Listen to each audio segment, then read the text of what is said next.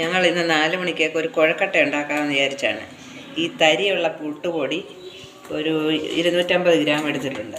അതിനകത്തോട്ട് നല്ല തിളച്ച ചൂടുവെള്ളം ഒഴിച്ച് ശകലം ജീരകം കൊണ്ട് ഒഴിച്ച് ഞാൻ നല്ലതായിട്ട് കുഴച്ച് ഉരുട്ടത്തക്ക രീതിയിൽ വെച്ചിട്ടുണ്ട്.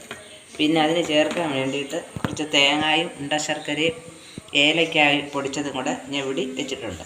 ഇനി അത് ഓരോന്ന് ഉരുട്ടി വെളിപ്പാത്രം അടപ്പ വെച്ച് വെള്ളം തിളച്ചിട്ടുണ്ട്.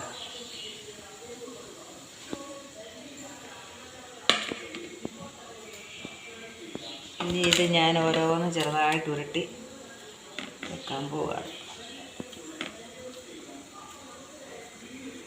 തരിയുള്ള പുട്ടുപൊടിയാകുമ്പോൾ ഒരു നല്ല മയമുണ്ട്, കഴിക്കാൻ സോഫ്റ്റായിട്ട് കിട്ടും.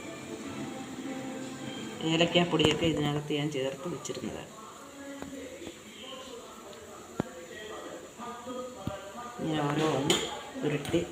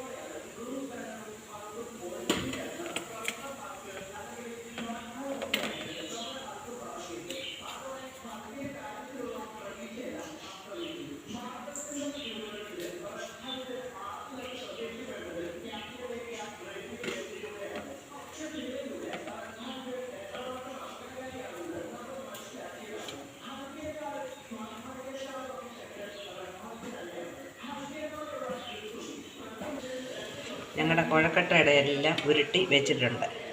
ഇത് വെൺമണി എന്ന് പറഞ്ഞ ഒരു പുട്ടുപൊടിയുടെ പൊടിയാണ് ഞാൻ എടുത്തത്. ആ തരിയുള്ളതാണ്, അതിനാ ചൂടുവെള്ളത്തിൽ കുഴച്ചത്.